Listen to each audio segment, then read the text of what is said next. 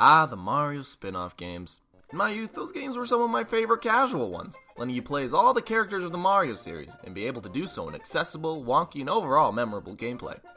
From my first experiences playing Mario Kart 64 at the dentist office, to many, many late-night hangouts with friends playing Mario Party on the N64 with all their wacky, crazy, hand-splitting minigames. Yeah, I have a show. And you got all your iconic Super Mario characters here too. Oh, you must know. I mean, Mario, Luigi, Peach, Bowser, Yoshi, DK, Earl? Oh, this is awkward. Oh, wow. Back in those days, you didn't think much about it, but who the heck was Wario? For all we knew, he was just that yellow Mario, the fat greedy guy, the Lou from Home Alone type villain, and for most of us kids, we didn't know much better. It was only until Super Smash Bros. Brawl where I began to realize that Wario was a much deeper entity than his bellowed laugh let on. It began with his biker outfit, like, what? Why is he wearing this? This isn't Sons of Anarchy. I mean, seriously, what is it? And it didn't just stop with his outfit. I mean, he wasn't his usual or self many people have come to know through the Mario spin-off titles. That's because there's far more to Wario than he leads on. So today on Know Your Moves, we're gonna tear through the pungent, gassy mist and uncover why things are the way they are in Super Smash Bros.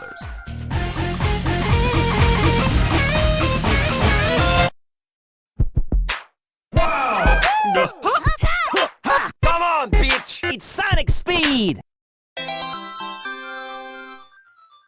Have a rotten day! Believe it or not, Wario's history is actually very well versed. He's went through many turns, cameos, and design changes over his life as a character, so it makes it important to pinpoint what was inspired for Smash and what wasn't in each of these series. And for such an occasion, I've meticulously crafted a diagram showcasing each of these landmarks. I call it the Wario Archetype Fluctuation Timeline. I guess that's kind of long. We can call it the Waft for sure. The Waft? Okay, hold on. Time out. Really? No, that's stupid. I'm not saying that. Are you kidding me? What did I pay you for writing this shit? I'm done. I'm not saying that. Like, that's stupid. On this timeline, we can see 3 different series or archetypes the man in yellow clad has adopted over his life as a character. Let's start from the oldest to newest and see where they amount in Smash Bros. The first on the timeline is the Wario. This is like your typical Wario, you know, the ones kids like me knew. See, we came to know him through the Mario Sports and Mario Party games, but his story starts a long time before that. Wario's first appearance and creation was in Super Mario Land 2, the 6 golden coins.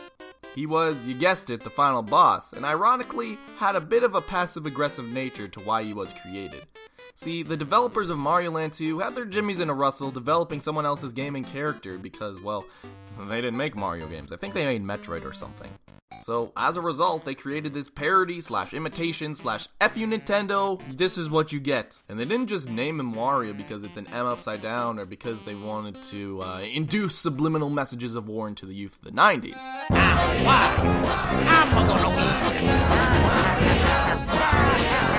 The name Wario actually comes from portmanteau, or a combination of the word Mario and the Japanese word waru, meaning bad. I totally could have messed up that pronunciation. So, bada boom, you got bad Mario, Wario.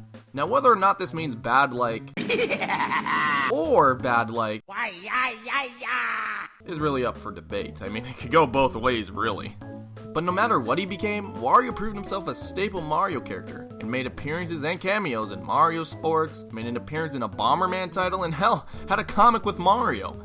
But his main stray away from his creation was the debut of his own series, and, next part of our timeline, Wario Land. After his boss role in Super Mario Land 2, Wario took the reins and had his own adventures with his own enemies, abilities, and rivals. This is where his notorious greed, love for garlic, and slapstick nature came into existence. In the Wario Land games, Wario's main goal was to collect and recollect his treasure. This eventually became such a staple trait in his games that, screw every other platform element. Wario can't die in Wario Land. No, he can't. Some of the games he just doesn't die. It's not the point. The point is to collect money. But even if he could die, it didn't stop him in other games. The guy's a tank, girthy even. Anyways, let's take a look at this series and what made it into Smash Bros. So Wario's main move, and his most iconic move, is his shoulder charge. And hey, we got that! Chickaroo! Alright, what else? Sadly, that's it. Wario Land had some very scarce representation. I mean, there's this crawl that he has in Smash, and he kind of replicates his abilities to pick up enemies with one hand, and well, as far as that goes, that's really it from the Wario Land games. However, this game series eventually made its way to the GameCube in a game called Wario World. What about this game? Did anything make the cut for Smash? It's speculated that his neutral B, the Chomp, was inspired from this game. Though I'm not sure if it's the fact that he inhales enemies and money, or the fact that Wario's always had large protruding teeth, and, well, since it's such a staple aesthetic design choice, maybe they can make a move out of it. Other than that, he has this throw. See? I found it. Look, I looked for it and I found, looking at it now, a lot of his moves seem to be either loosely based on attacks from his games or just happen to be sheer coincidence. But now, let's take a look at Wario's most recent game series and the last part of my big waft, WarioWare. You must have heard of WarioWare, and if you haven't, well, here's the premise. So, Wario's checking out the TV, and he sees that these blockbuster games come out all the time, and he gets mad because they make so much money for being lackluster or not original in the slightest. Is art based on reality, or reality based on art, ladies and gentlemen? So, Wario calls up some of his friends he all of a sudden has in a city he all of a sudden lives in, and all of a sudden, he makes WarioWare Inc. However, being the greedy, mischievous hooligan you all know and love, instead of making one full game, Wario thinks he can make more money for less work by making a lot of small micro games and packing it into one game cartridge. So in these games, you don't play as Wario or anyone really, but you're put to the test against these speedy fast micro games. And when I say speedy, I mean you get like 5 seconds or less to complete them.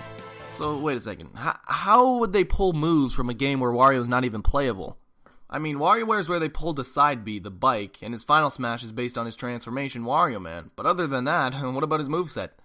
On the surface level, you can see that the design team wanted Wario to mostly represent his newer series, while having the regular Wario as an alternate costume. This was by no means just an advertising stunt for that series, as the fundamental way Wario moves and plays reflects the WarioWare franchise. Remember how I told you that the WarioWare games were quick, instant, and zany? Well, this is how Wario is portrayed in the Smash Bros. Games too. WarioWare has a bunch of quick reaction games that test your ability to adapt. In games like these, you can't elaborate on graphics or animations, or else you could sacrifice the player's reaction time or understanding of the goal of the microgame. Animations need to be as quick as your button presses or movements, so you hit a direction or a command, you need the game to show what you did when you did it. Starting to sound familiar? If not, let me run you through Wario's animations and moveset to show you what I mean. He doesn't move from one position to the next gracefully, like Mario or anyone in Smash. This is also shown through his running animation where he moves sporadically and choppy. His attacks also replicate this format. When you do, say, a jab, the move comes out quick, stays out long, and goes back to idle. If you look at the transition period between idle, attack, idle, the time between is minimal or non-existent. Now I show more Brawl clips because it was a bit more prevalent in that game. Smash 4 upped their FPS, so the animations needed to be more beefed as well. And in the air, another element of WarioWare's gameplay seeps into his design. Now, if you ever follow competitive Brawl... Sorry, can I redo that? Now, if you ever follow competitive Brawl, you'll know that Wario's air mobility rivals that of Jigglypuff. This means that he can zip around in the air really fast. This allows him to play very defensively by weaving his attacks in and out. So, although he doesn't represent his more iconic form, they do a pretty nifty job of representing Wario through his skin-deep design elements. Though that doesn't take care of all his design elements. There's still some pretty nifty things I found when I took a look at the core of who Wario is. Remember the original design concept of Wario? What Wario really meant? He's essentially a bad Mario. If you remember, I mentioned him and Mario were in a comic series together, where they had few Tom and Jerry, Roadrunner, Drake and Josh type antics. Wario the Lug, who wants all the spotlight, and Mario, who has it, but is too good-hearted to care. Now take a look at this underlying archetype of the two when you compare their attacks. See, his down smash is a breakdance move. Mario's notoriously had it, so he goes, "Yay, look at this breakdance move!" And Wario's like, well, I can do it better, you know. See, look, see. But he only spins a bit more. It's not actually better. Kinda follows through with Wario's whole quantity over quality thing. And even through the changes from Brawl to Smash 4, you can make cases for a lot of his moves. His aerials, his up smash, and his forward smash. I don't know why he would change his most iconic move from Brawl to Smash 4. Sakurai, you are a genius! That's why you make the big money!